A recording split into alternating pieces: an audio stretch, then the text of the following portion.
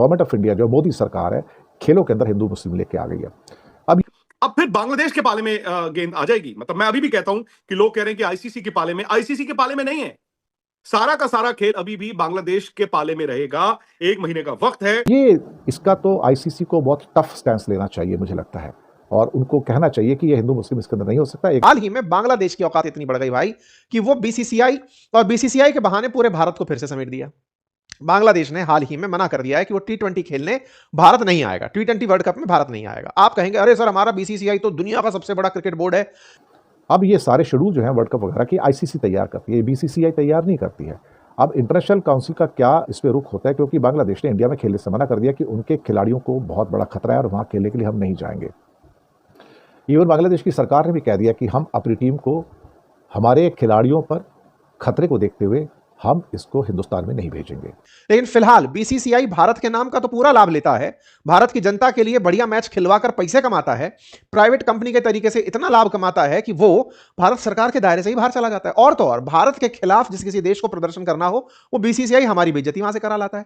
पहले पाकिस्तान की इतनी हिम्मत हुई कि वो खुलेआम मना कर दिया कि साहब हम तो आपको आईसीसी ट्रॉफी नहीं देंगे। आईसीसी ट्रॉफी जीता हुआ भारत आज आईसीसी ट्रॉफी के बिना बैठा है।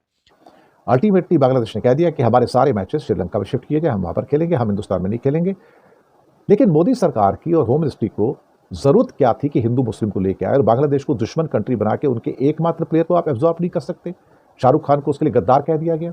गद्दार तो वो हैं सारे के सारे जो शाहरुख खान को गद्दार कह रहे हैं, बल्कि मैं तो कहता हूं कि यह हिंदू आतंकवाद क्लियर कट रूप से निकलकर सामने आ रहा है, जो खेलों के अंदर भी हिंदू मुस्लिम लेकर आ गया है और मोदी सरकार उसको देख रही है। और बीसीसीआई ने मोदी सरकार के कहने पर रहमान को कह दिया तुम चले जाओ यहाँ से, और खुद जयशंकर जाते हैं वहाँ पर बांग्लादेश में और बांग्लादेश के ऑफिशियल से और मिनिस्टरों से सबसे बड़ा हाथ मिलाते हैं, पाकिस्तान के स्पीकर से हाथ मिलाते हैं। लेकिन यहाँ पर आप किसी एक प्लेयर को बर्दाश्त नहीं कर सकते, तो फिर आप बांग्लादेश क्यों जा रहे हैं अगर दुश्मन कंट्री है तो? अपने पड़ोसियों से जिनके पास उन देशों के साथ बात करने में हमें पता नहीं क्यों आ रही है जोर।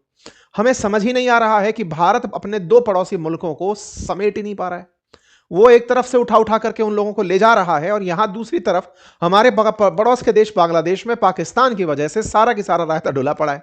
और बांग्लादेश में एक व्यक्ति की मौत होती है जिस पर भारत के ऊपर ब्लेम आता है, भारत के खिलाफ नफरत के बयान दिए जाते हैं, भारत सरकार मौन धारण करके बैठ जाती है। पता नहीं भारत की विदेश नीति किस दबाव में चल रही है, पता नहीं कौन सी ऐसी बात है जिसके चलते हम जवाब नहीं दे पा रहे हैं। तो यह हर व्यक्ति का सवाल दिमाग में तैरने लगा है। हाल ही में बांग्लादेश की औकात इतनी बढ़ गई भाई कि वो बीसीसीआई और बीसीसीआई के बहाने पूरे भारत को फिर से समेट दिया।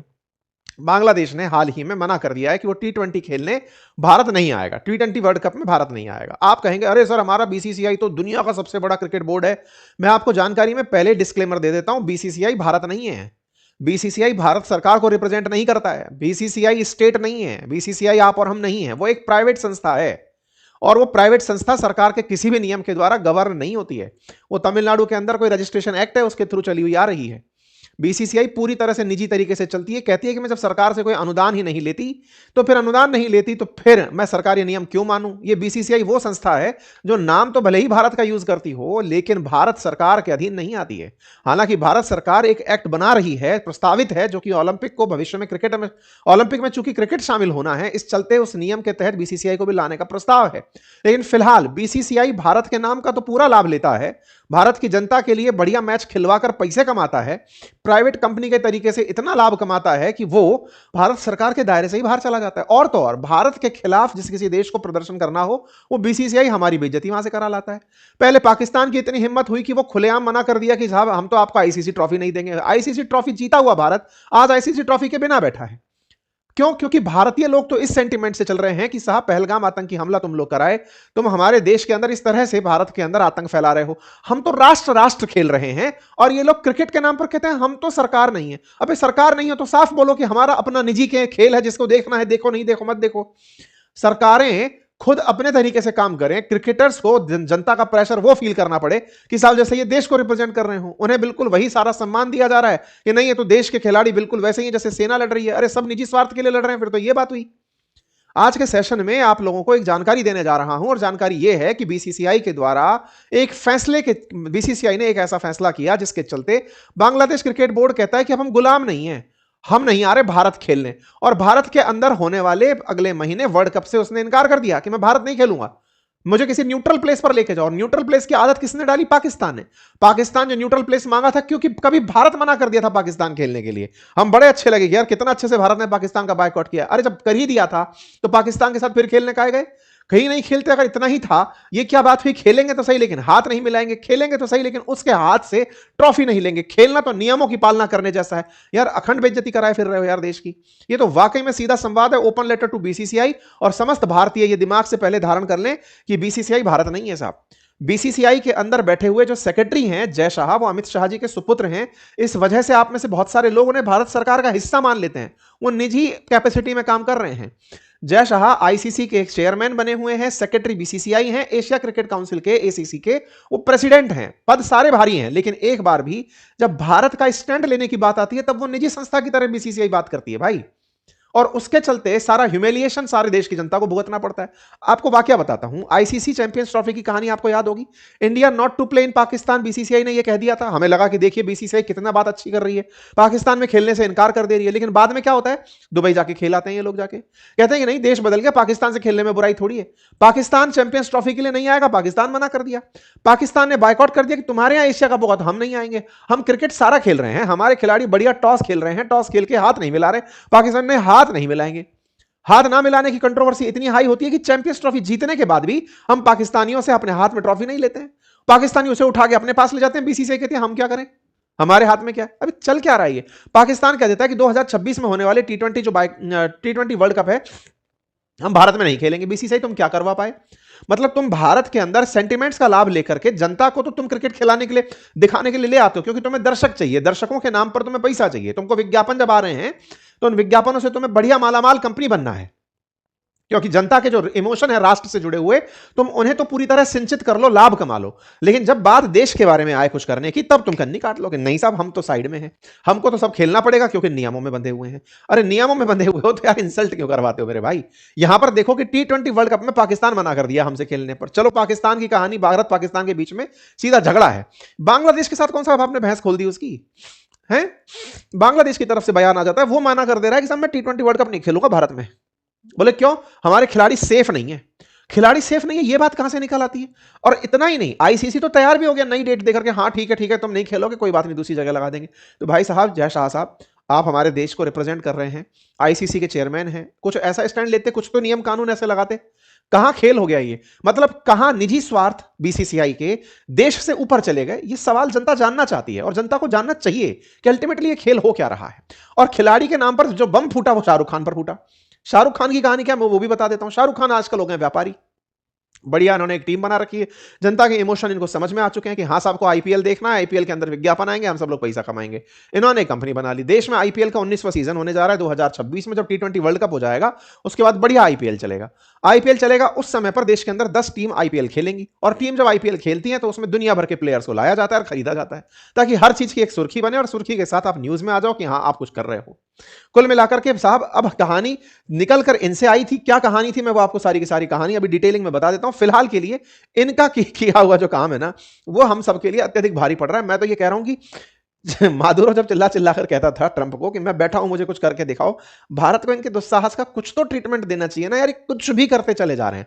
आफ्टर ऑल, कब तक हम समस्त भारत के लोग भारत सरकार से, भारत के विदेश नीति निर्माताओं से कहेंगे कि साहब या तो इस पार या उस पार कुछ तो ऐसा करिए ना, ताकि इन जैसों को तो चुप कराएं। मतलब अल्टीमेटली अब हम 140 करोड़ की आबादी लेकर के भी शर्मिंदा ही हो रहे हैं। हम इस बात से दुखी हो रहे हैं कि इन लोगों के पास, जिनके पास कुछ नहीं है, हमारे मुकाबले कहीं नहीं खड़े हैं, उन सब देशों की इतनी हिम्मत की। अब हमारे देश का जो आत्मसम्मान इतना बढ़ा चढ़ाकर आप लोग लेके गए कि साहब देश एक सुपर पावर बन रहा है, देश एक इतनी बड़ी अर्थव्यवस्था बन रहा है।